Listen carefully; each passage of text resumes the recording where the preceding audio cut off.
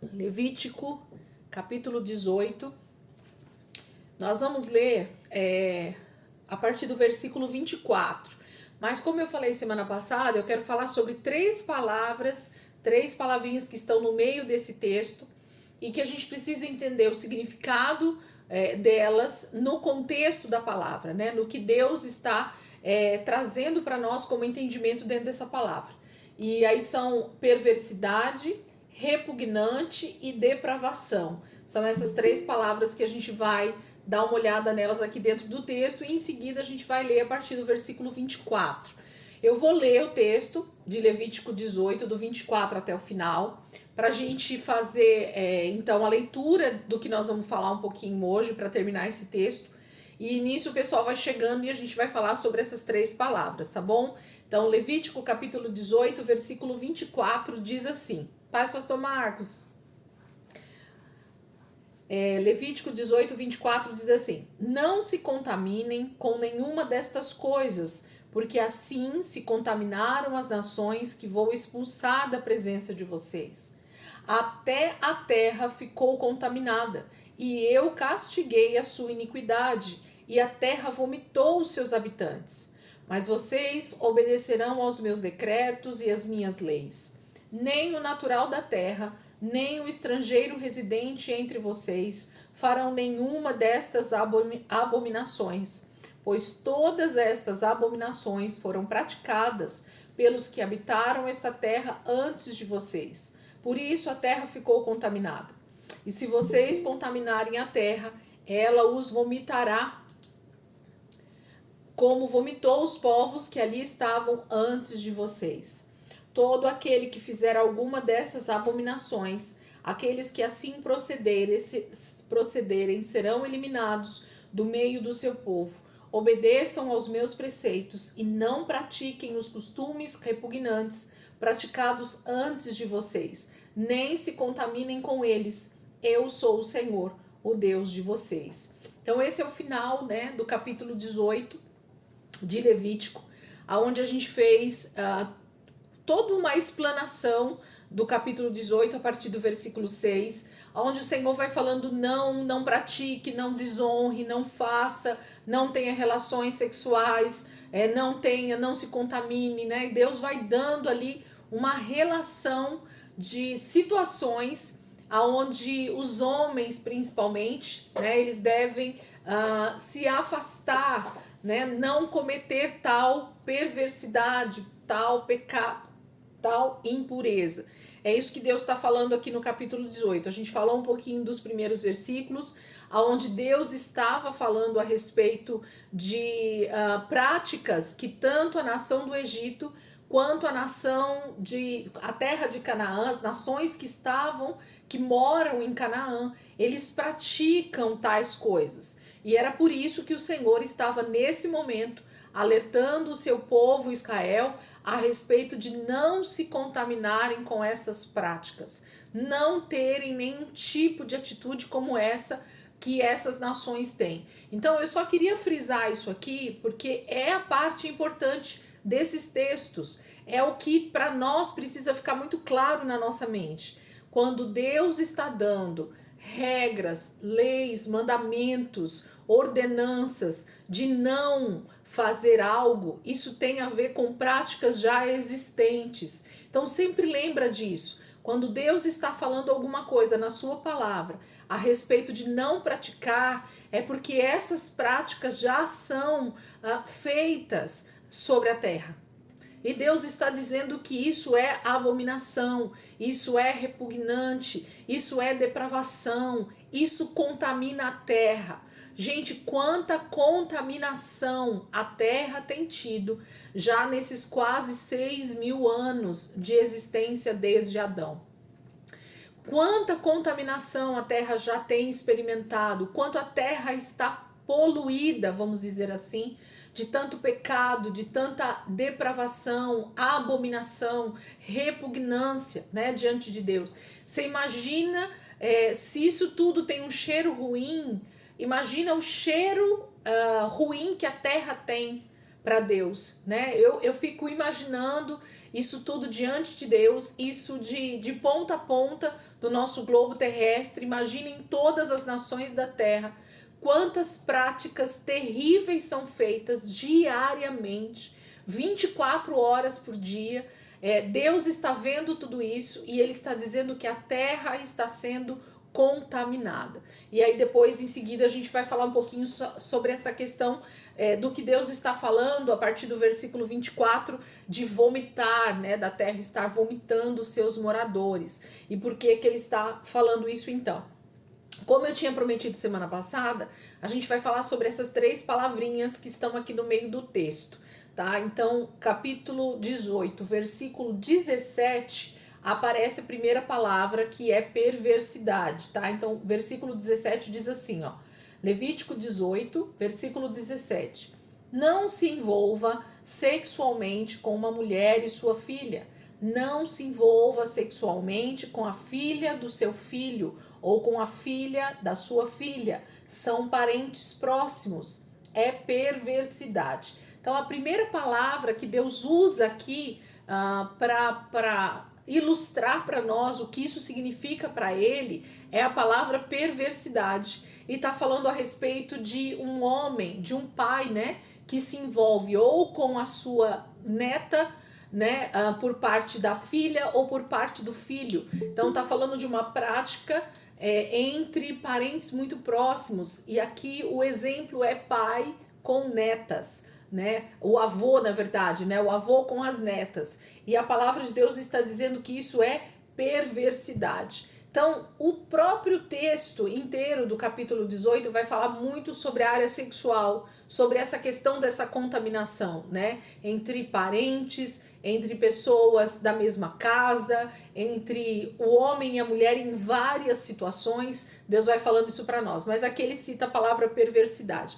E essa palavra perversidade, se você estiver anotando, ela tem a mesma característica na palavra da palavra maldade. Tá? Então, em algumas traduções pode estar escrito maldade, em outras perversidade. Então, a palavra usada aí no versículo 17 pode ser uma ou outra, ou até alguma outra tradução que vocês possam ter aí. Mas no original, no hebraico, essa palavra é a palavra zimah, Z-I-M-M-A-H,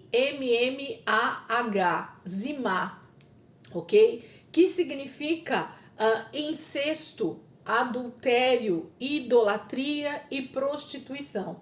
Então, a gente vai ver muito dentro do contexto do Velho Testamento essa palavra perversidade, e na verdade essa palavra no original chamada zimah, né, no hebraico. Então a gente vai ver muito essa palavra durante todo o Velho Testamento, ilustrando para nós principalmente a idolatria e a prostituição. Então percebam que Deus vai colocar dentro de um mesmo patamar significados que aparentemente parecem ser diferentes, mas que no final das contas, para o Senhor, ou dentro de um contexto de santidade e de imoralidade, isso está tudo muito correlacionado, ok? Então, quando eu falo sobre incesto, nós entendemos que é justamente essa relação sexual, ou essa prática da relação sexual entre parentes muito próximos. E Deus fez essa relação aqui para nós. Quando a gente fala de adultério, a mesma coisa, né? A prática de relação sexual entre pessoas que não são casadas, né? Entre pessoas que já são casadas, inclusive, têm o seu marido e a sua mulher, mas cometem fora do casamento o ato da relação sexual.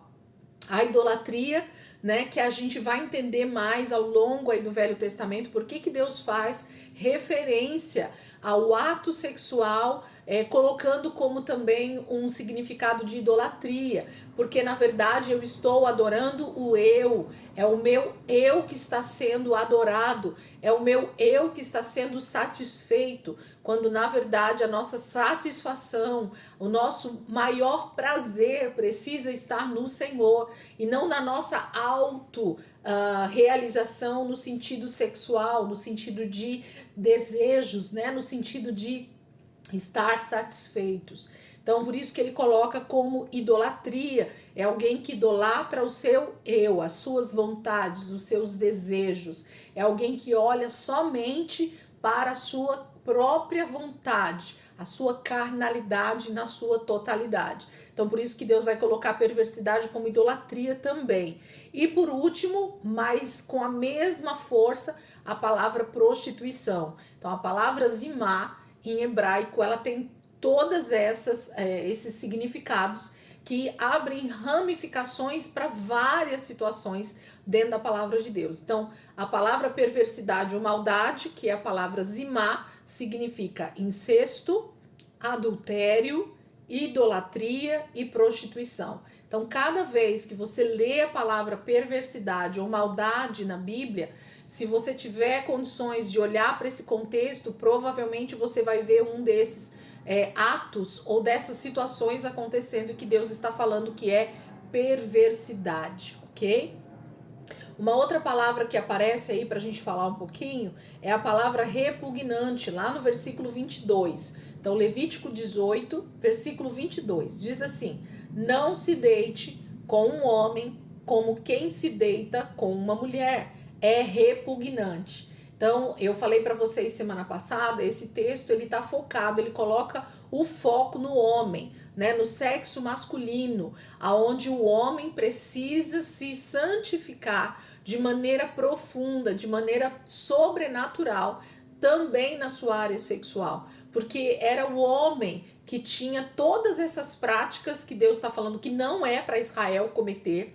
Então, todas as nações, tanto no Egito quanto que moravam em Canaã, eles tinham essas práticas com naturalidade. A gente vê isso nítido lá em Gênesis, quando fala de Sodoma e Gomorra. A gente vê isso em outros textos, inclusive lá de Gênesis, falando sobre essa questão da prostituição e da homossexualidade. Tá lá dentro do texto falando que os homens se entregavam à imoralidade sexual uns com os outros, à perversidade. Então isso já era uma prática comum dos tempos antigos, né? Isso desde que o mundo é mundo. O homem, ele na sua essência, ele passa a ser com o pecado um ser extremamente animal, aonde ele olha para sua sexualidade com uma força muito grande e ele quer se satisfazer a todo custo, né? A idolatria lá de novo, ó, o ego sendo satisfeito, o seu bel prazer sendo satisfeito. O homem diz: eu quero me satisfazer e pronto. Como se isso fosse indomável, né? Como se fosse realmente algo que ele não pudesse domar com a força que o Senhor nos capacita, que o Senhor nos dá. Então o homem entra nesse declínio desde o início, né? Se tornando essa força animal na área sexual. Então o Senhor está falando aqui sobre a área do homem com o homem mesmo, né? Não se deite com o homem como quem se deita com uma mulher. É repugnante. O que significa essa palavra repugnante no original? Essa palavra no hebraico, ela é uma palavra que a gente pode colocar ela como toebá, T-O-E-B-A-H, toebá, e o to aí tem um acento circunflexo, tá? Toebá, que significa no sentido ético. Então, essa palavra repugnante, ou em algumas traduções está abominação. A gente vai ver bastante essa palavra abominação também no Velho Testamento, né? Então, tanto o repugnante quanto a abominação, ela tá ligada a essa palavra toebá no hebraico. E ela vai aparecer muito também aqui na Velha Aliança. Durante todo o Velho Testamento, Deus vai falar muito essa palavra repugnante e abominação. Que significa no sentido ético. Como assim, Elisângela? É no sentido de que Deus fica tão indignado com o pecado da humanidade que ele quer de qualquer forma repelir aquela situação. Ele não aceita que o homem realmente contrarie o que é natural, o que é o certo. Deus fica extremamente como que eu posso dizer? Indignado. Talvez essa seja a palavra que eu possa usar aqui para tentar descrever para vocês o sentimento de Deus a esse respeito. Por isso que ele usa essa palavra repugnante, de repelir, de colocar para fora, de expulsar de perto dele, né? Porque é repugnante, é uma abominação, né? É algo abominável, é algo que a gente precisa repelir, é algo que a gente precisa tirar do nosso meio, é algo que a gente precisa tirar das nossas atitudes, da nossa prática. Então, se antes de nascer de novo eu era uma pessoa extremamente depravada nas minhas atitudes, nas minhas formas, né, de me relacionar, quando eu nasci de novo, eu preciso buscar essa santidade de tal maneira que isso se torne realmente algo que eu tenha que repelir da minha vida. Porque a ética, ela precisa ser colocada em primeiro lugar, né? Isso diante de Deus é muito sério. Então, ele vai usar essa palavra toebá, realmente como no sentido ético. O que é certo fazer? Então, é isso que precisa ser feito. O que é certo é o que precisa fazer. Homem com homem, mulher com mulher, não tem lugar diante de Deus. Deus não fez o ser humano para isso. E a palavra de Deus, ela é clara em dizer isso, e nós não temos refutação para isso. Não adianta querer achar saída, não adianta querer achar uma fórmula para explicar isso, porque não tem explicação. É abominação, é repugnante. Ponto final, ok? Deus está dizendo para Israel, não é para se deitar com um outro homem, homem com homem, né? E como eu falei semana passada, ele não cita a mulher, porque isso para aquele momento da história era totalmente fora de cogitação. Uma mulher ter relações sexuais com outra mulher era totalmente fora de cogitação para aquela época, né, em que eles estavam vivendo. Mas hoje nós podemos sim enquadrar na mesma situação tudo isso. Num outro momento, a gente pode abrir um estudo só sobre essa questão da homoafetividade, né? O que a palavra de Deus fala mais sobre isso, como a gente pode abordar essa situação com uma pessoa que a gente conheça, como que a gente pode pregar o evangelho de forma clara, objetiva, sem ofender, sem machucar no sentido, não no sentido de confrontar com a palavra, mas no sentido de usar palavras, de usar realmente textos bíblicos que se encaixem perfeitamente. Tem um irmão em Cristo, eu esqueci agora o nome dele, ele trata só sobre esse assunto nas suas redes sociais, porque o Senhor trouxe um chamado para ele nessa área, eu esqueci o nome dele agora, e ele tem uma clareza, uma luz dentro da palavra, e ele... Como que é o nome dele? Fábio Amaral? Fábio Amaral. Não é ele. Não. Eu vou lembrar, eu vou mandar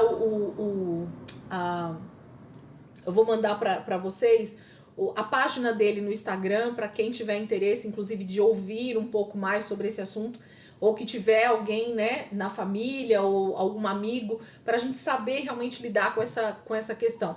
Ele não é ex, não, até ele quando ele conta o testemunho dele, Cíntia, ele fala que todo mundo pergunta para ele se ele foi homossexual, se ele teve alguma prática, e ele fala, não, gente, eu casei virgem, eu sou filho de pastor, sabe assim, mas Deus trouxe... Aquele branquelo, né? O rapaz branquelo magro. Isso, ele mesmo. Eu acho, não lembro. Não vou falar porque eu não lembro.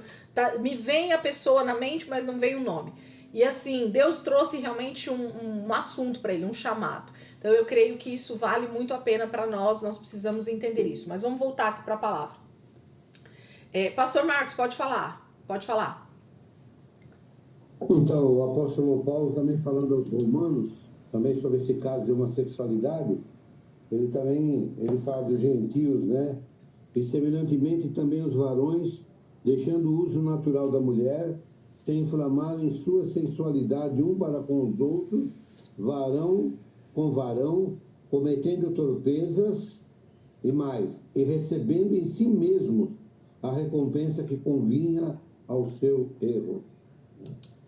Isso mesmo, o apóstolo Paulo, ele também traz esse ensino. Perdão, Rê. Fala aí de novo, Rê. Qual o versículo que é o pastor? Abre o áudio. Abre o áudio de novo, pastor. Romanos 1, 27. Romanos 1, 27. Isso mesmo. É um texto clássico, né, do Novo Testamento, onde Paulo traz luz novamente sobre esse assunto, porque infelizmente esse assunto sempre foi recorrente na história da humanidade, né? Infelizmente. Por conta de culturas mesmo, né? Principalmente quando. Gente, vocês podem perceber que sempre ligado, né, em paralelo com a homoafetividade, sempre tem uma ideologia e mais ainda uma religião ligada, né? Então sempre as pessoas que querem praticar o homossexualismo ou o lesbianismo ou a bestialidade, né, que é o sexo também com animais, que isso é comum em algumas regiões e em algumas culturas, as pessoas sempre colocam também uma religião ligada a isso, para dar base para a prática, né? Então, Paulo lá em Roma, aos irmãos em Roma, né? Ele está escrevendo, porque Paulo nunca foi para Roma, mas quando ele escreve essa carta aos romanos, ele está falando de culturas, de práticas que algumas regiões e alguns países naquela época tinham essa cultura. E a igreja precisava ensinar e a igreja precisava refutar isso baseado na palavra. Então não era nada novo que Paulo estava falando, não era nada novo que Paulo estava pregando e ensinando, mas para os gentios, para as pessoas que estavam se convertendo ao evangelho, eles precisavam trazer luz nessa palavra novamente, trazer ensino sobre isso para que a igreja não aceitasse esse tipo de prática dentro do contexto igreja primitiva, né? E também Israel, aqui o Senhor traz essa ênfase para que eles não praticassem esse tipo de repugnância, de abominação, quando eles entrassem em Canaã, né? Quando eles estivessem na terra prometida. E mesmo antes de chegar na terra prometida, que eles não tivessem essa prática no deserto também. Que de maneira nenhuma houvesse no meio de Israel alguém que cometesse tal abominação. Porque Deus iria, mais pra frente a gente vai ver no capítulo 20, Deus vai matar. Literalmente o salário do pecado é a morte. Então, as pessoas que praticam esse tipo de atitude, de impureza sexual, eles vão ter que dar contas a Deus do templo do Espírito Santo, né? Desse corpo que o Senhor nos deu para cuidar dele, para zelar dele e para ter práticas de santidade. Então, o sexo, ele é de Deus, ele é maravilhoso, ele é santo e poderoso para ser feito entre um homem e uma mulher dentro do casamento. Só. Não existe outro ambiente para se ter relação sexual se não for dentro de um casamento entre um homem e uma mulher.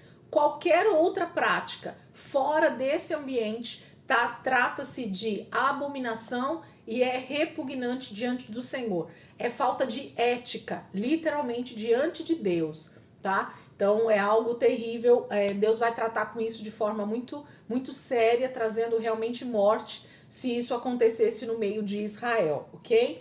Por conta da sua santidade, da presença dele ali, né? No contexto principalmente do tabernáculo, de Deus estar no meio deles, tá?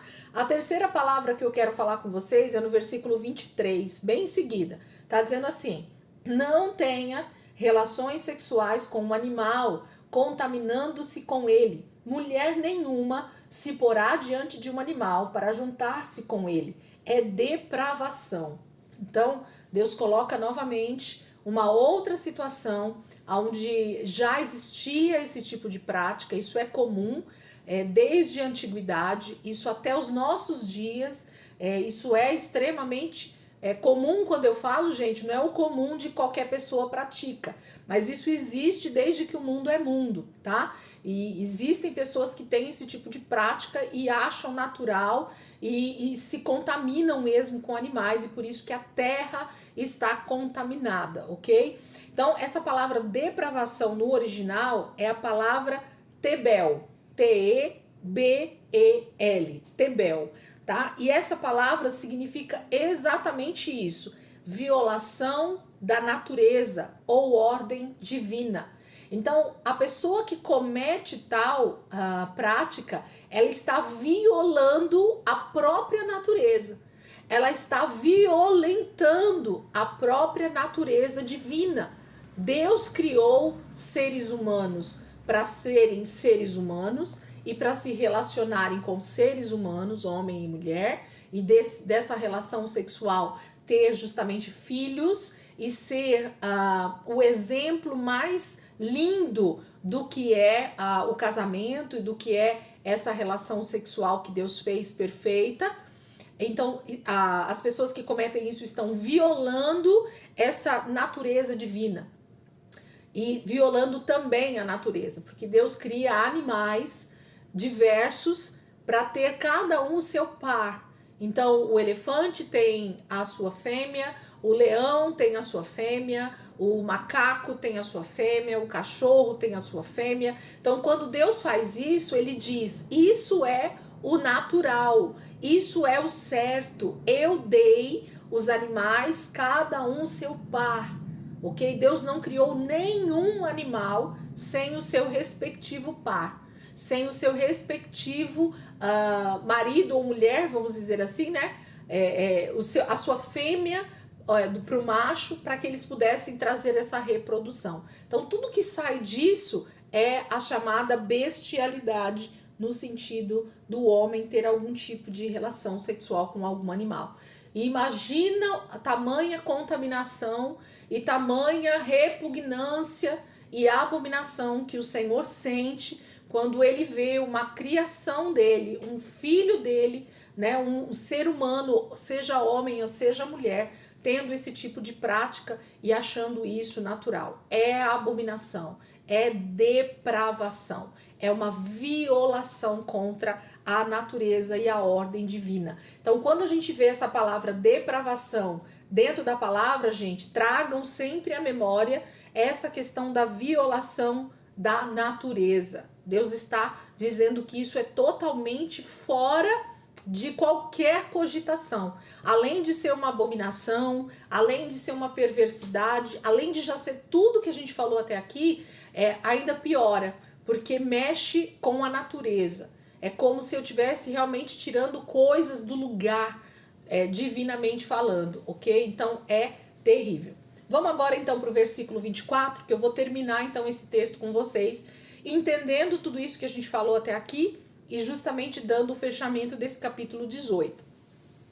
O porquê que isso é tão importante. Versículo 24, Deus diz assim, ó: não se contaminem com nenhuma dessas coisas. Quais coisas, gente? Então, a primeira coisa que a gente precisa perguntar para esse versículo 24 é: quais coisas que Deus está falando? Então, são todas as coisas que Deus está relacionando do versículo 6 até o versículo 23. Então, todas as práticas de relações sexuais que Deus colocou nessa lista aqui do capítulo 18, Deus está dizendo assim no versículo 24: não se contaminem com nenhuma dessas coisas, porque assim, desse jeito, Deus está falando, ó, por causa de tudo que eu relacionei aqui para vocês, porque assim se contaminaram as nações que vou expulsar da presença de vocês. Então Deus está dizendo, como eu falei no início da aula, se Deus está falando não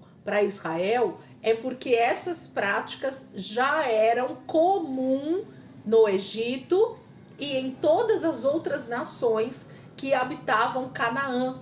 Então a terra, gente, já estava extremamente contaminada por essas práticas. E Deus estava então trazendo uma ordem, uma direção para o seu povo, que precisava então agora entender que Ele é Senhor sobre a vida deles.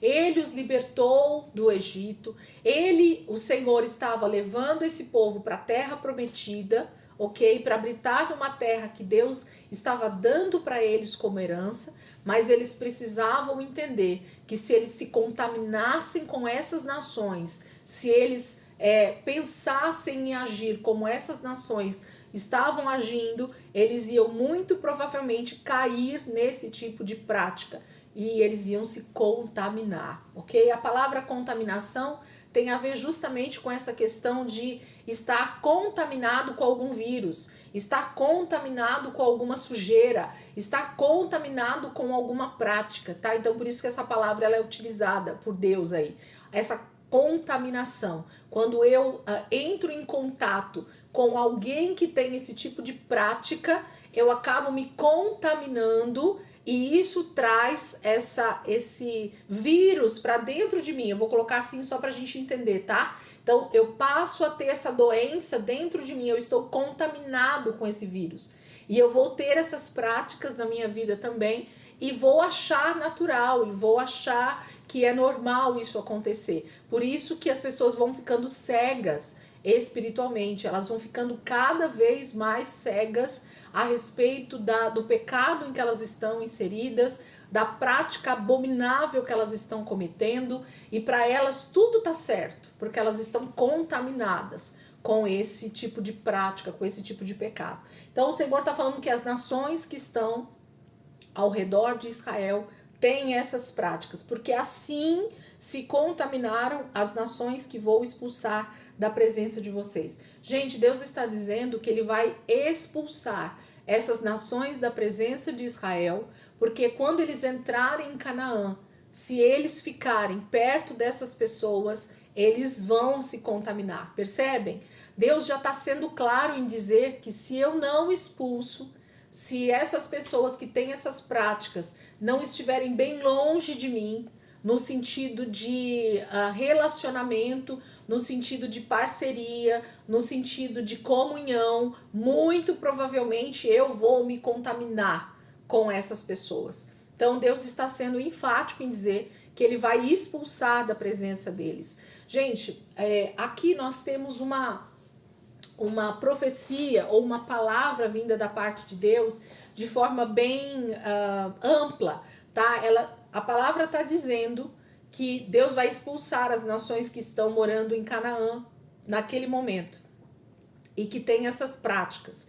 Deus vai expulsar essas nações para que Israel não se contamine, para que Israel não tenha comunhão com essas nações, ok? Então nós vamos entender isso dentro do texto. Mas Deus também está falando a respeito justamente do que vai acontecer nos últimos dias, no final dos tempos. Por que Deus também vai aniquilar? Por que Deus vai acabar com os inimigos dele no sentido de pessoas que rejeitam a palavra?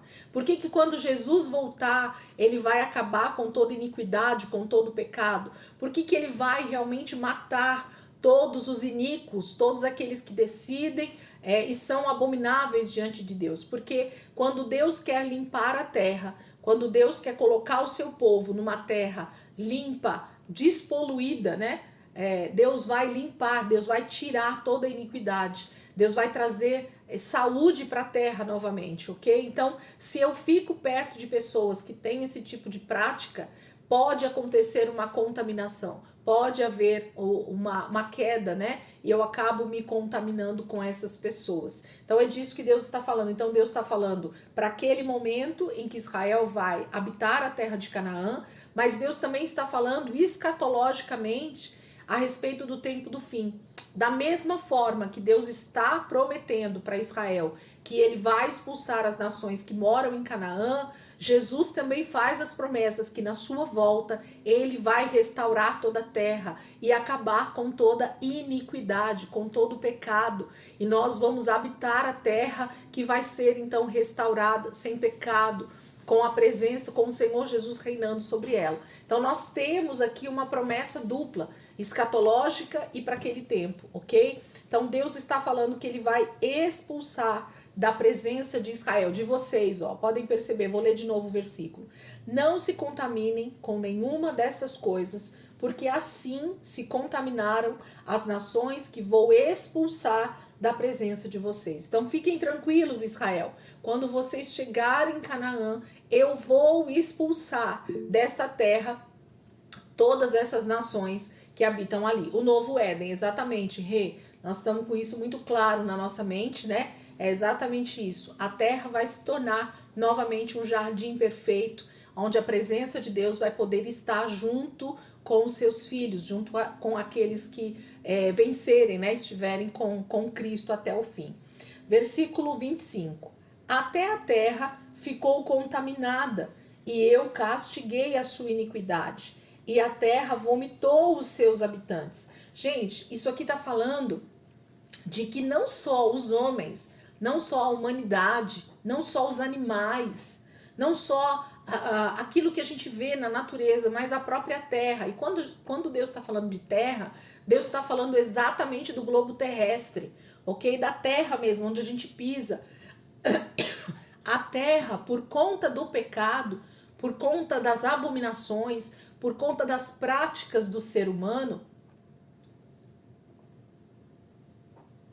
ela vai se contaminando, ela vai se tornando estéril, ela vai se tornando pobre, no sentido de uma terra fértil.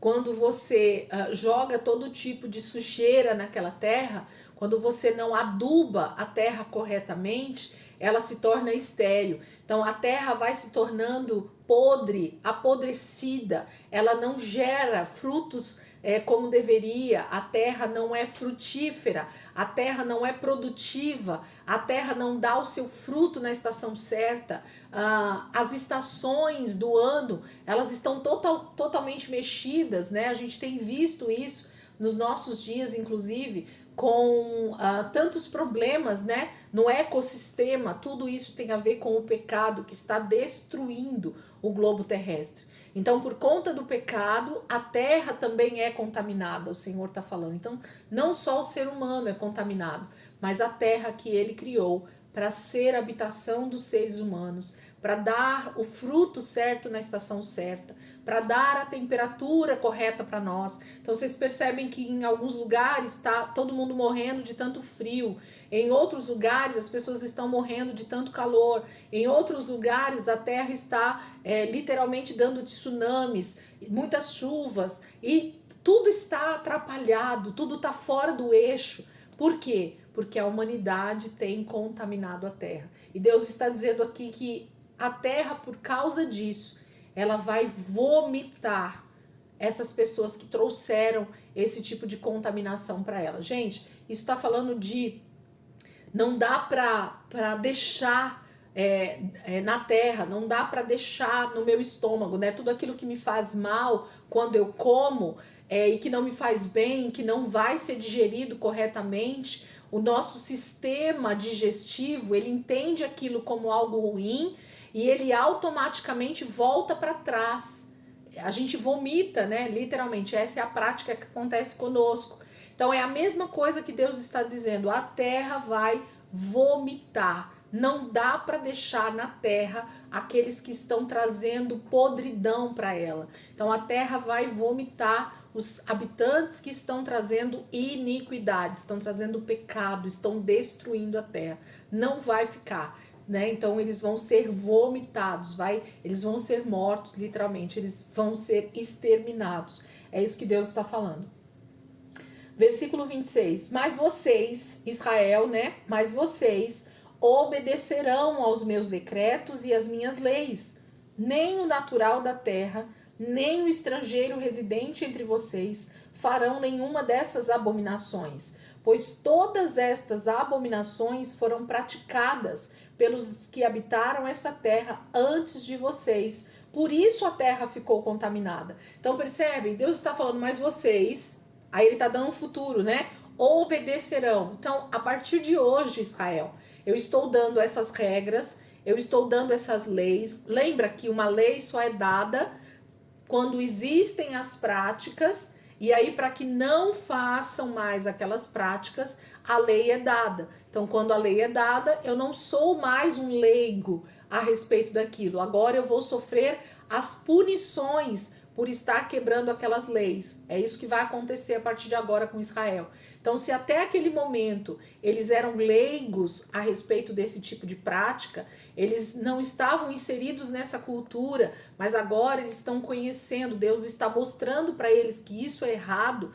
Quando eles praticarem, eles vão ser julgados de acordo com essas leis que Deus está dando. Isso é tanto no âmbito natural quanto no âmbito espiritual. É a mesma coisa, a gente pode pensar da mesma maneira, a gente precisa avaliar isso da mesma maneira. Deus vem da mesma forma falando sobre coisas naturais, porque tudo isso que ele está falando são coisas naturais, mas que refletem automaticamente no reino espiritual, ok? Nós estamos falando da nossa santidade, nós estamos falando do templo do Espírito Santo, nós estamos falando da habitação de Deus, como casa de Deus que nós somos, né? O Espírito Santo habita em nós. Israel tinha a própria habitação de Deus ali no tabernáculo. Deus estava no meio deles, literalmente todo o tempo. Então a santidade de Deus estava requerendo santidade do seu povo.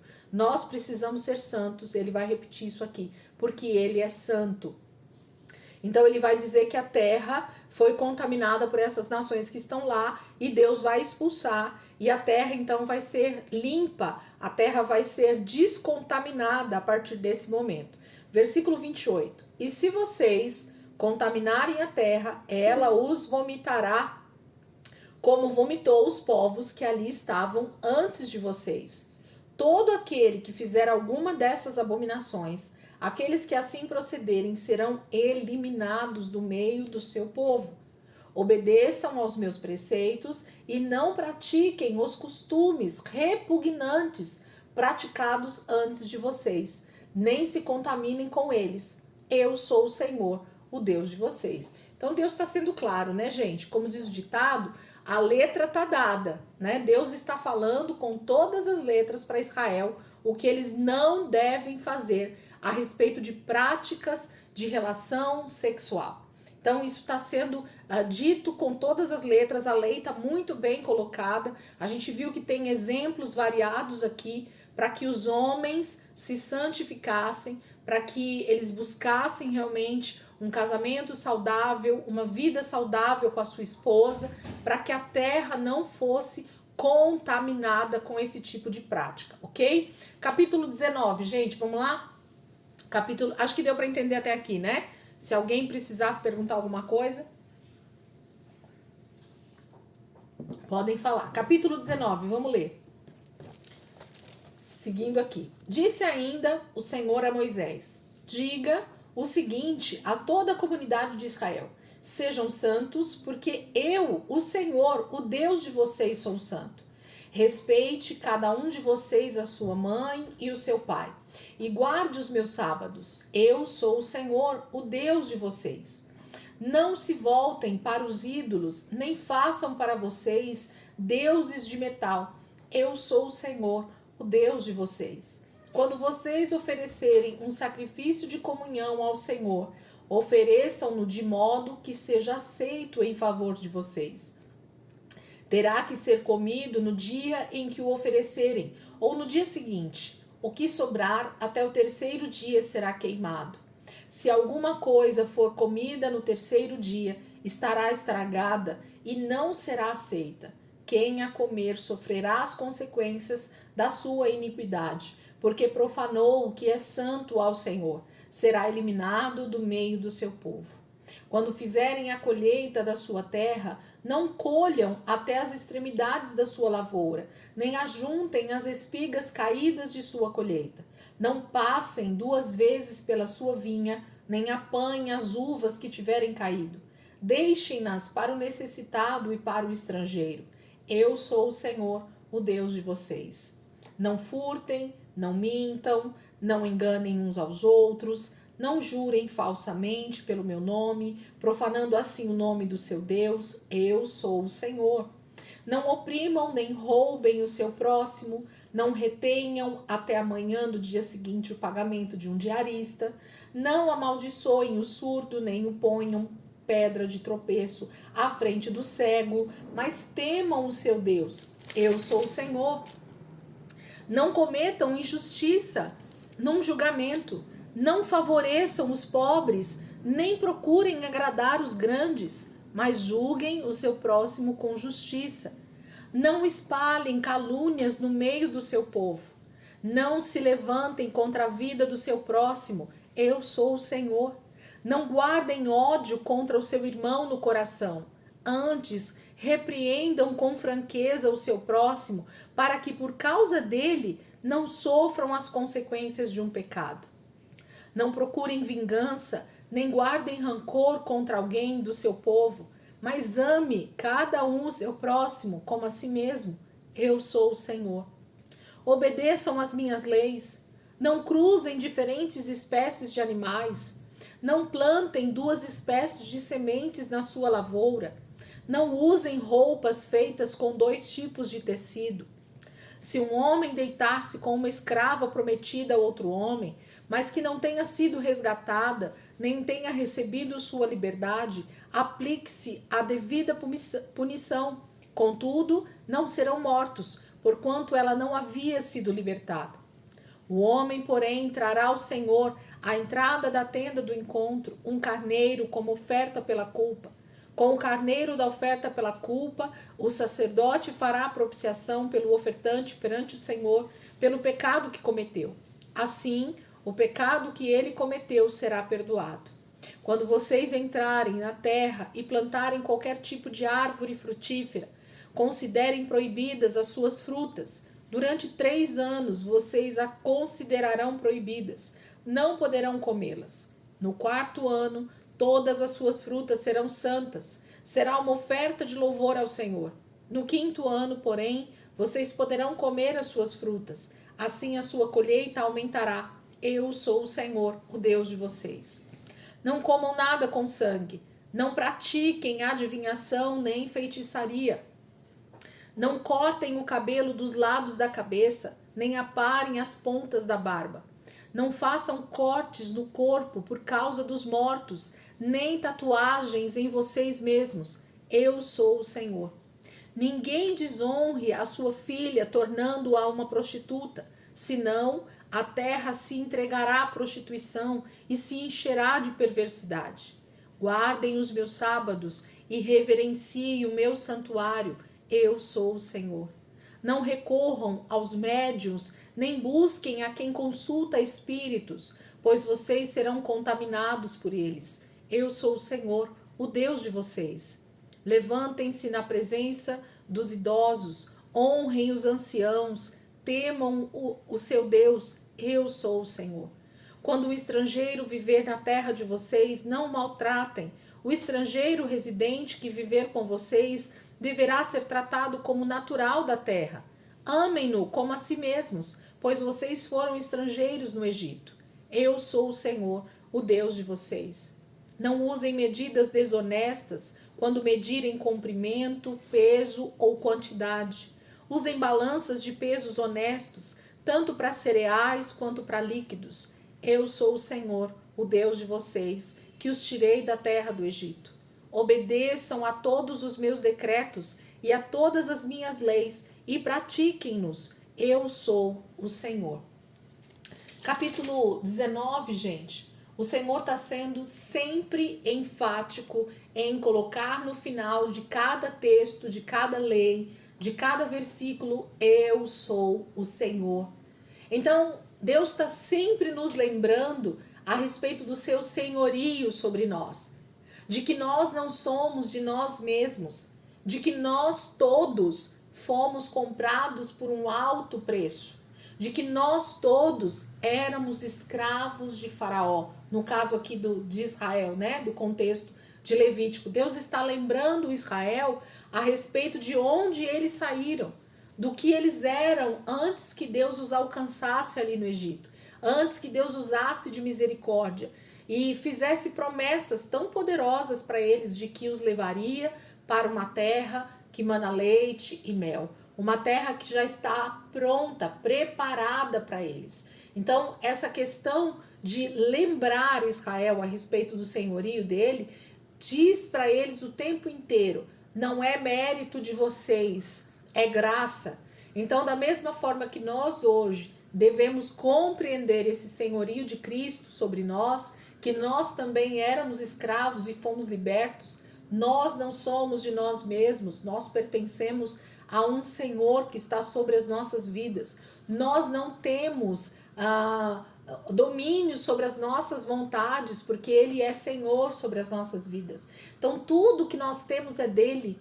Tudo que Ele nos dá é para sermos realmente somente mordomos. Então Deus vai lembrando Israel o tempo todo, aqui nas leis, nos mandamentos que Ele vai dando, para que eles entendam que eles não têm vontade própria, no sentido literal dessa palavra, mas que Deus sempre tem o melhor para nós. Nenhuma dessas ordenanças, nenhuma dessas leis que o Senhor vai dando para Israel, elas estão fora de cogitação para os nossos dias. Cada uma delas, elas fazem jus a uma vida de santidade. Elas fazem jus a uma vida de alguém que quer realmente ser filho de Deus, de alguém que quer realmente agradar ao Senhor. Então, se nós temos dito que nós queremos agradar a Deus com as nossas atitudes, cada uma dessas atitudes que o Senhor está ensinando ao seu povo, na palavra de Deus, dentro do livro de Levítico, fala conosco, porque nós já temos entendido que todos nós somos sacerdotes, todos nós somos alguém que hoje estamos sendo chamados para representar o reino de Deus nessa terra. Então, cada um de nós somos responsáveis por essas práticas que Deus está dizendo para Israel fazer e para eles não fazerem, porque nós vamos ter que dar conta disso. Vamos fechar já o vídeo, já abrir o próximo, para eu não ter que cortar no meio a explicação, e a gente já vai falar sobre o capítulo 19. Voltem rapidinho, tá?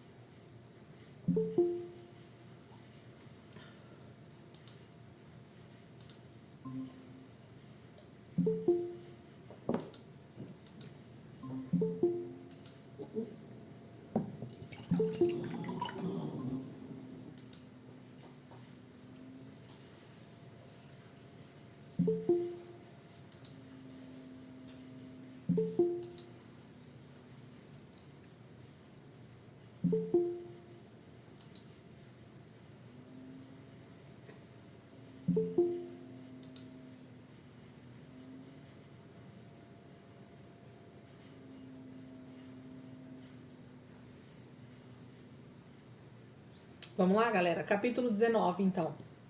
O Senhor começa dizendo assim, para Moisés, né? Diga o seguinte a toda esta comunidade de Israel. Então, a todo esse povo, né? Sejam santos, porque eu, o Senhor, o Deus de vocês, sou santo. Esse texto, gente, a gente vai encontrar ele em várias passagens, né? O Senhor fala lá com Moisés, no Êxodo, agora usa de novo aqui em Levítico. E em várias passagens a gente vai sempre ver essa frase do Senhor voltando a lembrar ou reiterando, né? Lembrando o seu povo a respeito da sua santidade. E traduzindo isso aqui para o nosso entendimento, talvez, ou para que a gente compreenda isso de uma forma mais simples, mais objetiva, é assim, ó. Porque eu sou santo, Deus dizendo, tá? Porque eu sou santo, e se vocês então são meus filhos, se vocês são imagem e semelhança de mim, então vocês também serão santos. Então é ter o mesmo DNA, é ter a mesma atitude, é ter o mesmo comportamento, é ter os mesmos pensamentos, é ter a mesma situação na vida.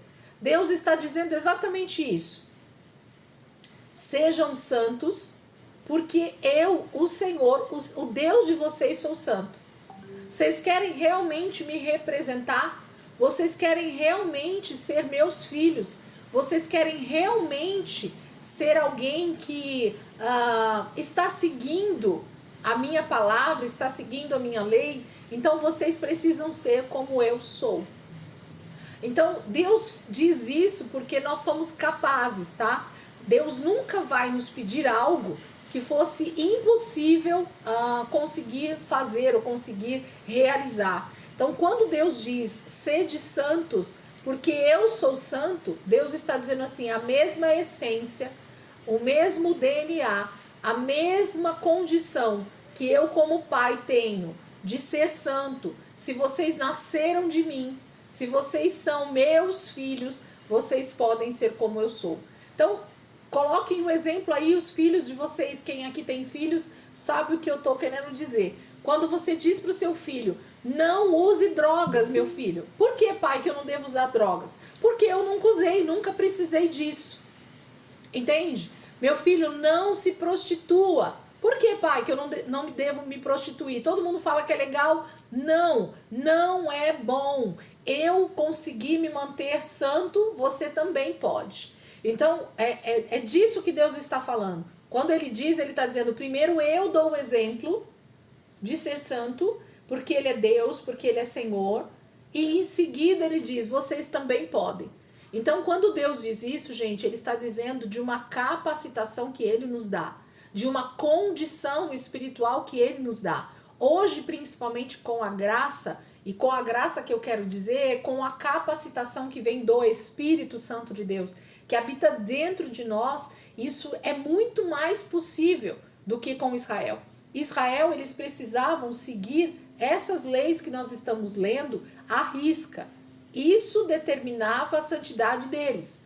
Isso determinava a obediência deles a Deus. Então eles deveriam seguir o que nós estamos lendo aqui à risca. E é totalmente possível, ok? Era totalmente possível seguir estes mandamentos que Deus estava ordenando. Mas e se eles pecassem, Elisângela? E se eles então não conseguissem seguir à risca?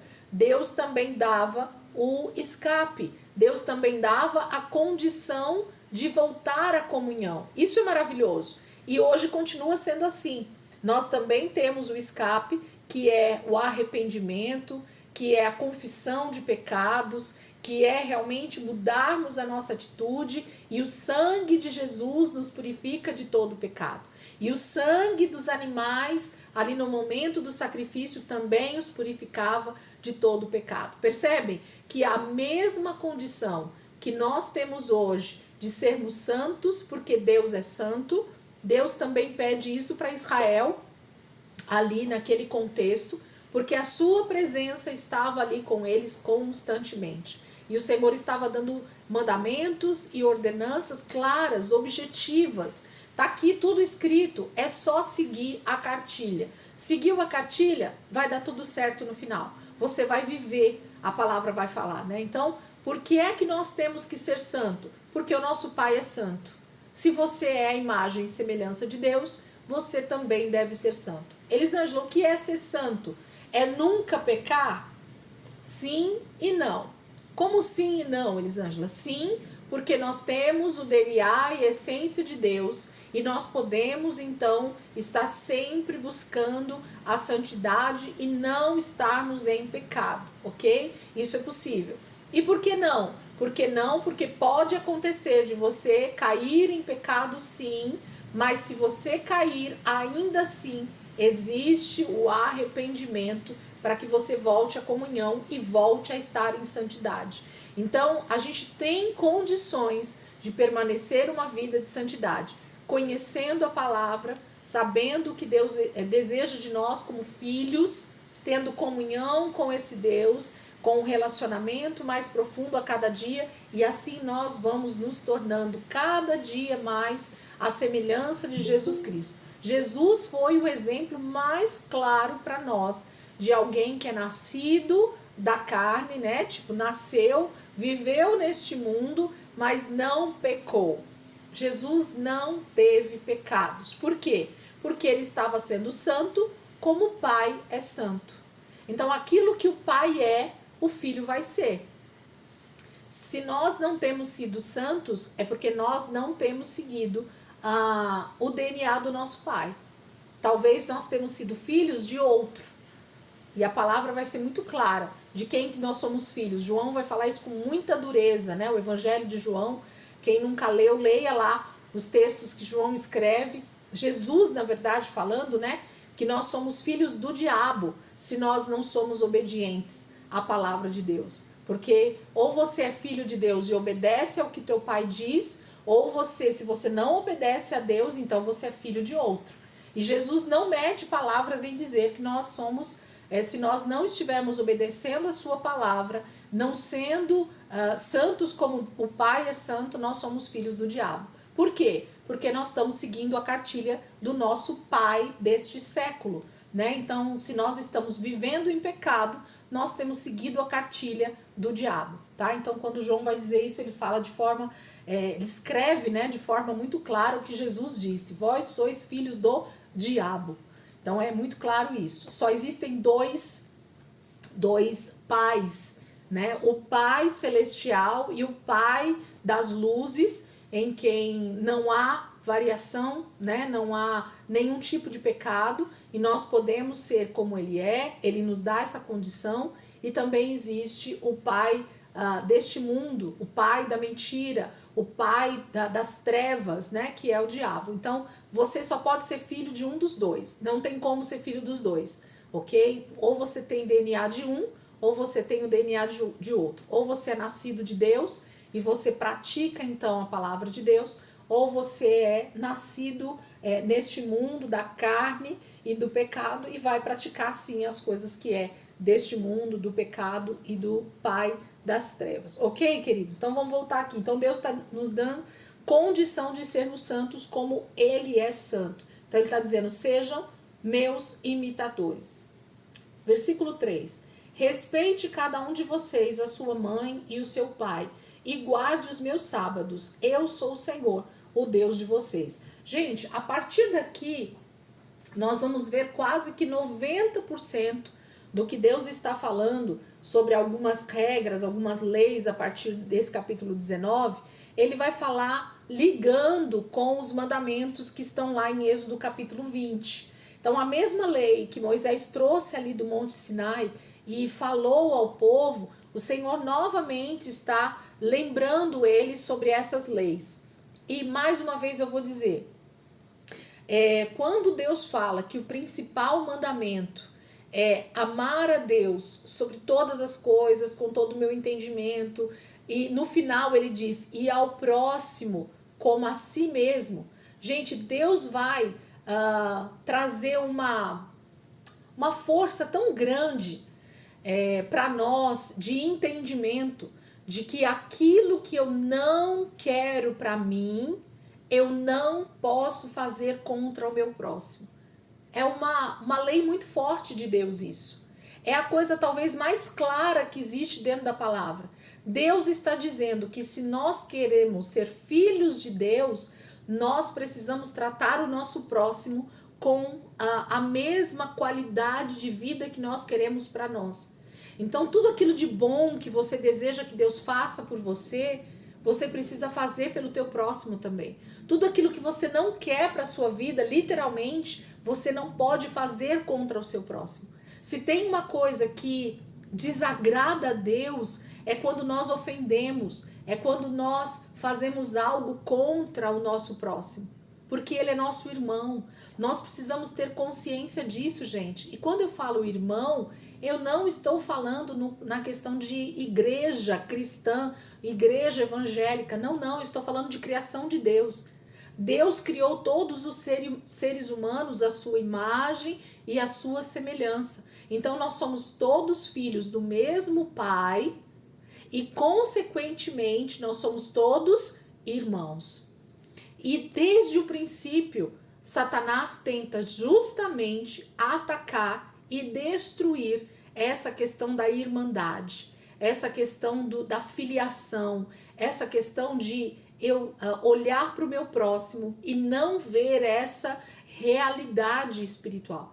Então, se tem algo que a humanidade tem se esquecido, desde que o mundo é mundo, desde que Adão e Eva pecaram, é essa questão de irmandade. O primeiro problema que a terra viu depois do pecado foi justamente o homicídio entre Caim e Abel, ok? E desde então a gente vê que o grande problema de toda a humanidade tem a ver com o seu próximo. Se você tem mágoa, é contra quem? É contra você mesmo que você tem mágoa? Se você tem raiva de você mesmo? Se você tem ressentimento, você tem ressentimento de você mesmo? Ou é do seu próximo? Se você tem falta de perdão, você está deixando de perdoar você ou você está deixando de perdoar alguém? Percebam que todos os problemas que a humanidade tem a ver com o seu próximo. Tem a ver com o seu irmão. Então, quando nós, como cristãos, entendermos que primeiro nós precisamos começar justamente pela nossa casa, e quando eu falo casa, eu estou falando agora sim de um templo igreja, ou os cristãos, os crentes, entendem que eles precisam viver uma vida de real irmandade, de real santidade e de real cumprimento dos princípios de Deus como igreja, ou o mundo jamais vai se converter. Nós não vamos conseguir alcançar as pessoas ao nosso redor sendo pessoas que não refletem o caráter de Cristo uns com os outros, nem dentro da igreja. Gente, os maiores problemas que nós temos dentro das igrejas é justamente de um contra o outro. Ninguém tem problema com a doutrina santa. Ninguém tem problema com a palavra de Deus, ok? Quando ela é ensinada, quando ela é pregada. Agora, quando você vai fazer um aconselhamento, o grande problema de todas as pessoas tem a ver com o próximo. Tem a ver com o marido, tem a ver com o filho, tem a ver com a sogra, tem a ver com o cunhado, tem a ver com o vizinho, tem a ver com o pastor da igreja, tem a ver com o irmão da própria igreja, tem a ver com o irmão da outra igreja, tem a ver com o patrão. Percebem? Todos os nossos problemas estão relacionados e ligados ao nosso próximo. Por isso que Deus vai gastar tanto da palavra de Deus para nos dar leis, mandamentos, ordenanças, nos ensinando o que nós não devemos fazer e o que nós devemos fazer com o nosso próximo. Então percebam que muito desse capítulo 19 vai estar falando justamente sobre isso. Vamos ler aqui, ó. Respeite, versículo 3, né? Respeite cada um de vocês, ao seu pai, a sua mãe e o seu pai, e guarde os meus sábados. Eu sou o Senhor, o Deus de vocês. 4. Não se voltem para os ídolos, nem façam para você deuses de metal. Eu sou o Senhor, o Deus de vocês. É como se Deus estivesse dando os 10 mandamentos, né? Ele começa falando lá sobre idolatria, não é para adorar outros deuses, para guardar o sábado, né? O dia do descanso, entender que esse dia tem um porquê de existir, respeitar, honra teu pai e tua mãe, para que se prolongue os teus dias na terra. Então ele está falando ali sobre os primeiros mandamentos, as primeiras leis que o Senhor deu ali para Moisés. Versículo 5. Quando vocês oferecerem um sacrifício de comunhão ao Senhor. Gente, nós lemos e relemos os primeiros capítulos aqui de Levítico. E o que é um sacrifício de comunhão? Senão o sacrifício que eu faço para o Senhor de gratidão, de reconhecimento de quem é Deus na minha vida. Então não tem a ver com pecado, não tem a ver com culpa, não tem a ver com holocausto, tem a ver com comunhão. A própria palavra diz, né? Comunhão. Quando eu quero ter comunhão com Deus, quando eu quero cada dia mais ter comunhão com Deus, eu sou grato, eu ofereço a Ele sacrifícios de comunhão. Eu levo diante dele aquilo que é de melhor que eu tenho. Eu ofereço algo para Deus como gratidão. Aí ele diz assim, ó, versículo 5, quando vocês oferecerem um sacrifício de comunhão ao Senhor, ofereçam-no de modo que seja aceito em favor de vocês. O que ele está dizendo? Se você vai diante do Senhor oferecer uma oferta de comunhão para dizer para Deus assim, Deus, eu sou grato pelo Senhor, pelo que o Senhor tem feito para mim. Eu sou abençoado por ter um Deus como Senhor sobre a minha vida. Mas se a minha vida não está de acordo com a lei e os preceitos de Deus, eu vou ser aceito diante de Deus, gente? O que vocês acham? Essa oferta de comunhão vai ser aceita? Não. Se eu tô brigado com meu marido, se eu tô com problemas com meu vizinho, se eu dei o calote na loja onde eu comprei, se eu falo mal da minha vizinha, se eu não tô de acordo, se eu tô em adultério, se eu tô em fornicação, se eu calunio o meu próximo, se eu faço um monte de coisas que são contrários à palavra de Deus, vai adiantar eu levar uma oferta de comunhão ao Senhor? Não. Deus está dizendo, se você quer ser aceito, faça as coisas como devem ser feitas. Aí Deus vai começar, percebem que Deus está colocando o versículo 5 justamente acima de todo o restante que ele vai começar a falar, que tem a ver com o meu próximo.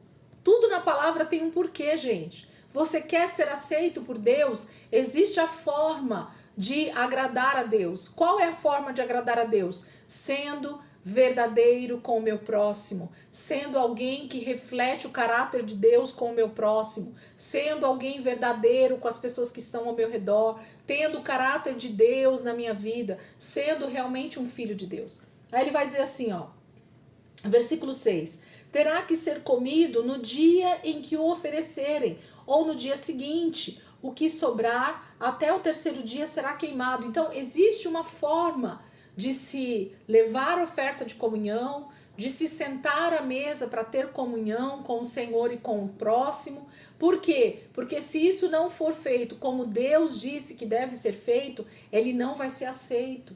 Se você faz as coisas de qualquer maneira, Deus não tem prazer nisso. Deus está dizendo isso. Quem quer lembrar um pouquinho sobre oferta de comunhão, pode voltar um pouquinho nas aulas lá e ver novamente, dar uma lida no texto, como é importante, gente. A gente vê os detalhes dessas ofertas que eram feitas, porque elas vão começar a aparecer muito aqui no Velho Testamento. E quando elas aparecem, Deus está comunicando algo para nós. Deus está falando o que ele está requerendo de nós, o que ele está dizendo que ele deseja de nós. Então, se houver oferta de comunhão, precisa ser feito da forma correta. Por quê? Versículo 7. Se alguma coisa for comida no terceiro dia, estará estragada e não será aceita. Quem a comer sofrerá as consequências da sua iniquidade, porque profanou o que é santo ao Senhor, será eliminado do meio do seu povo. Então existe uma maneira correta de se fazer uma oferta de comunhão, existe o tempo correto para se comer essa oferta de comunhão, existe a forma que Deus determinou para que isso fosse feito. Então tudo tem um porquê espiritual, tudo tem um porquê que Deus está colocando na palavra. Então a gente precisa olhar lá a oferta de comunhão, ver o que ela está dizendo para nós e nós precisamos colocar isso em prática, né? Então tudo que eu levo diante do Senhor precisa estar de acordo com o que a palavra está dizendo. Versículo 9. Quando fizerem a colheita da sua terra, não colham até as extremidades da sua lavoura, nem ajuntem as espigas caídas de sua colheita. Não passem 2 vezes pela sua vinha, nem apanhem as uvas que tiverem caído.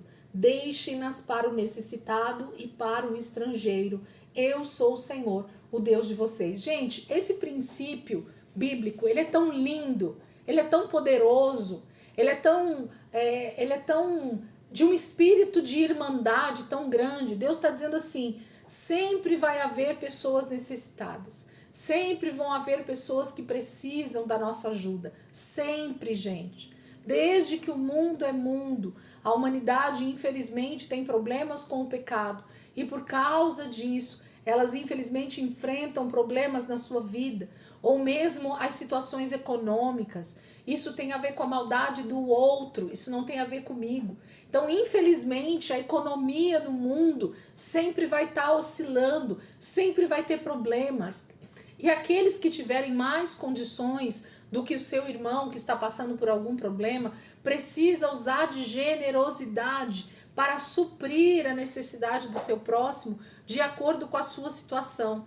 Deus está dando 2 exemplos do que Israel conhecia muito bem, gente. Os exemplos que Deus dá na palavra têm a ver com situações de que as pessoas que estavam lendo isso aqui, as primeiras, né, pessoas a ouvirem essa palavra, elas iam entender o que Deus estava falando.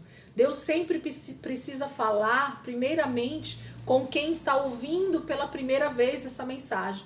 Então Israel conhecia muito bem o contexto de agricultura, de pecuária, né, de agronegócio. Eles sabiam muito bem o que era plantar e colher, o que era passar necessidade por não ter uma boa colheita. Eles sabiam. Então Deus está usando exemplos que eles podiam compreender. Então Deus está dizendo de duas coisas aqui que eles deveriam fazer. Não colher até as extremidades da terra. Então você imagina lá 1 quilômetro de plantação, né? Perde de vista aí a plantação de uma pessoa. Deus está dizendo assim, não vá colher toda a sua plantação. Deixa lá as extremidades, lá no cantinho, lá da sua cerca. Não chega até lá colhendo, não. Porque pessoas que passarem pela sua plantação e que estiverem com fome, essas pessoas podem colher aquilo que está ali na sua lavoura ou na sua plantação, e elas vão saciar a fome delas. Você já tem sido abençoado com aquilo que Deus tem te dado. Você já tem recolhido o muito da sua colheita. Deixa um pouquinho para quem precisa. Isso fala de um princípio de generosidade, gente. Quando nós recebemos o nosso salário integral, nós conseguimos com o nosso salário integral pagar o nosso aluguel, pagar as contas da nossa casa, fazer a nossa despesa, pagar todas as contas que a gente tem, com o carro, com roupa, com qualquer coisa que a gente tenha. Sempre tem uma sobra. É para ter, pelo menos, né? Sempre tem algo que nós temos ali que está sobrando ou que a gente tem condições de abençoar. Por que não sermos generosos com uma pessoa que está passando fome? Por que não, né, dar uma oferta para alguém que está precisando momentaneamente por estar desempregado?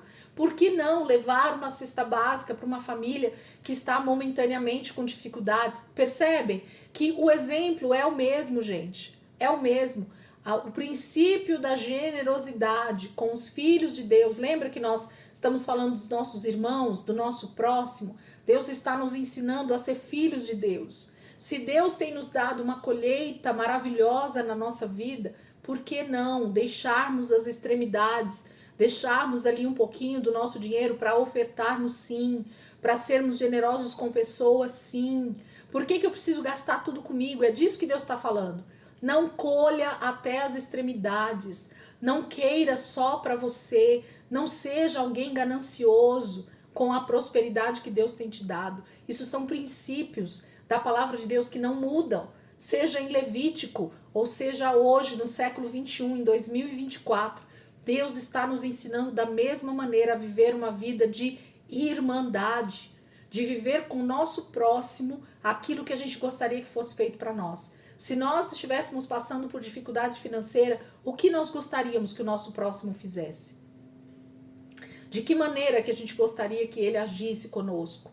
É disso que Deus está falando com Israel. Israel, acorda, né? Sejam generosos. Por isso que os judeus, eles têm princípios muito arraigados dentro deles. E eles cumprem esses princípios porque eles temem a Deus. Eles sabem quem é o Deus que eles servem. Quando a pessoa tem essa consciência, gente, o negócio é fantástico, é maravilhoso, é lindo ver a vida de uma pessoa que conhece princípios e pratica princípios. Porque ela não tem medo do amanhã, porque ela sabe que o Deus da colheita de hoje é o mesmo Deus da colheita de amanhã. Isso é maravilhoso, ok? Então Deus está ensinando a ser generoso com o próximo, com aquele que é necessitado. Ele fala a mesma coisa da vinha, né? Não colham, não passem 2 vezes pela vinha, então colham lá as uvas e o que ficar pelo chão ou nas parreiras, deixa lá. Alguém vai precisar e vai colher. Isso é lindo, isso é maravilhoso, porque o Senhor está dizendo, eu sou o Senhor de vocês. Eu é quem cuido de vocês, eu que dou a colheita de vocês. Aí ele continua listando exatamente os mandamentos, né? Não furtem, não mintam, não enganem uns aos outros, não jurem falsamente pelo meu nome, profanando assim o nome do Senhor, eu sou o Senhor. Não oprimem nem roubem o seu próximo, não retenham até amanhã do dia seguinte o pagamento de um diarista, não amaldiçoem o surdo, nem ponham pedra de tropeço à frente do cego, mas temam o seu Deus, eu sou o Senhor. Percebem que tudo que Deus está falando aqui tem a ver com o próximo? Tudo que Deus está falando aqui tem a ver com não fazer com o seu próximo. Não cometam injustiça, nem julgamento, não favoreçam nem pobres, nem ricos, é isso que ele está falando aqui, mas julguem o seu próximo com justiça. Então, independente da pessoa ser muito pobre ou ela ser muito rica, a nossa justiça não pode mudar. A nossa forma de julgar as coisas não pode mudar. Nós precisamos agir pela justiça, pela verdade. E não porque a pessoa é pobre eu vou ajudar, né? Ou porque ela é rica demais eu quero me favorecer também. Percebem que é disso que nós estamos falando. Quando a pessoa é pobre demais, ela vai ser injustiçada porque ela não tem dinheiro. E quando a pessoa é rica demais, ela vai ser agraciada porque ela é muito rica, então passa um pano quente para ela, porque ela tem muito dinheiro, pode ser que amanhã eu precise dela. Então é disso que Deus está falando, ok? A justiça dos filhos de Deus precisa ser a mesma com o pobre e com aquele que é rico. 16. Não espalhem calúnias no meio do seu povo. Olha, difamação contra o próximo, né? Não se levantem contra a vida do seu próximo. Eu sou o Senhor. Então, jamais façam isso contra o seu próximo, né? Não guardem ódio contra o seu irmão no coração. Olha esse, gente, esse é poderoso, hein? Deixa eu até ver a hora aqui. Já vamos terminar. 17. Não guardem ódio contra o seu irmão no coração. Antes, repreendam com franqueza o seu próximo, para que por causa dele não sofram as consequências de um pecado. Olha o que Deus está dizendo para Israel, gente, e está dizendo para nós. Alguém te fez algo que te entristeceu, que te magoou, que te feriu, que te ofendeu, seja lá o que for, né? Te passou para trás, o que a pessoa fez? Não guarde ódio contra o seu próximo, contra o seu irmão no coração. O que você tem que fazer? Antes, repreendam com franqueza. Você precisa ir até o teu irmão que te feriu. Você precisa ir até o teu próximo que fez algo com você. Sabe por quê? Porque aqui, olha o problema que vai acontecer. Se você não for conversar com ele, repreendê-lo sobre o mal que ele fez para você. Olha só o que vai acontecer. Antes, repreenda com franqueza o seu próximo, para que por causa dele, se você continuar com o problema com ele, por causa do que ele fez com você, quem vai sofrer as consequências disso é você. Porque você que está com ódio do seu irmão. Você que está com raiva dele. Você que está com ódio dele. Entendeu? Então, ele fez, mas se você guardar o problema com você, se você guardar esse ódio, se você ficar de mal do seu irmão, o problema agora vai ser seu, o pecado é seu e não dele. O dele Deus vai tratar com ele, mas agora quem está com problemas diante de Deus é você, que não foi conversar com seu irmão que te ofendeu. Percebem, gente, como a vida entre irmãos é muito mais séria do que a gente imagina? É muito mais sério, porque na verdade nós estamos livrando duas pessoas de um problema.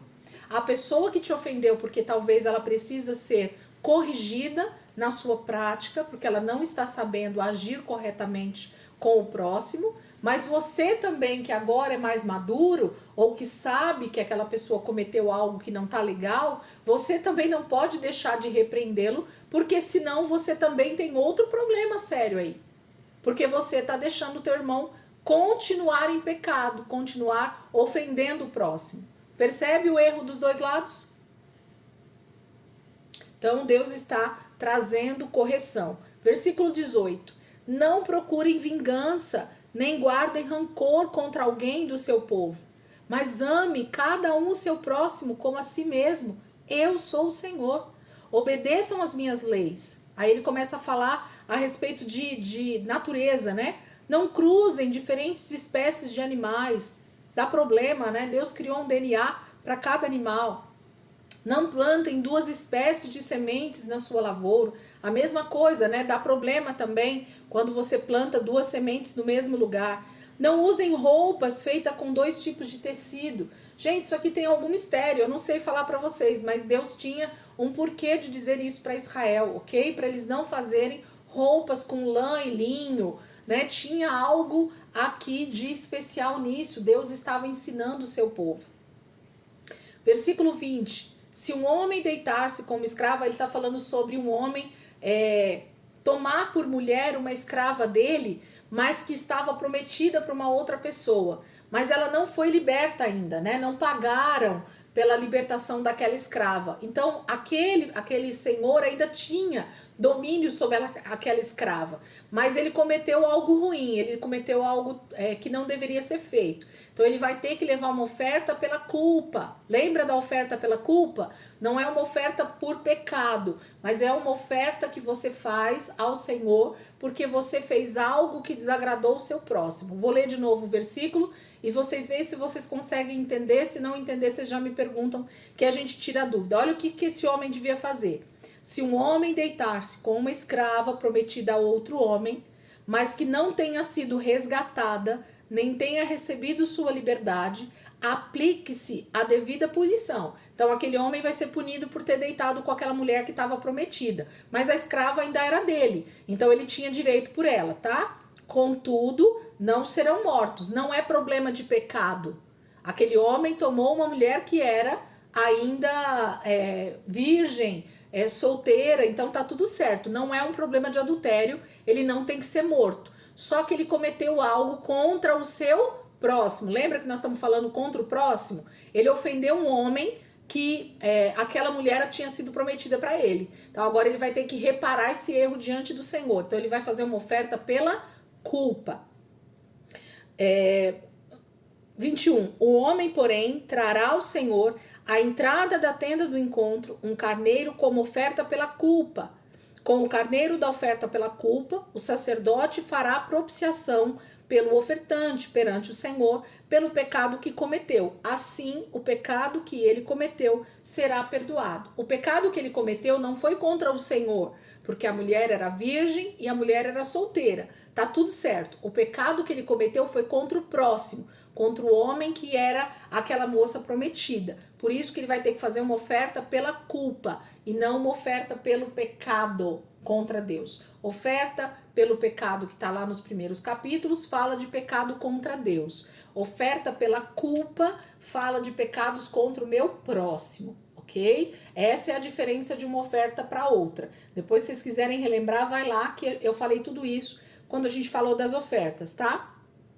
Versículo 23, só para a gente terminar o capítulo 20 aqui, 19. Porque todas elas aqui vão ser a respeito disso, tá? Deixa eu ver aqui, que oração. 32. Semana que vem a gente termina, não vou terminar não. Aí a gente fala a partir do versículo 23 e a gente dá uma pincelada e já entra no capítulo 20, tá bom, gente? Vamos terminar aqui, senão eu vou querer falar e estica muito a aula. Amém? Vamos orar pra gente terminar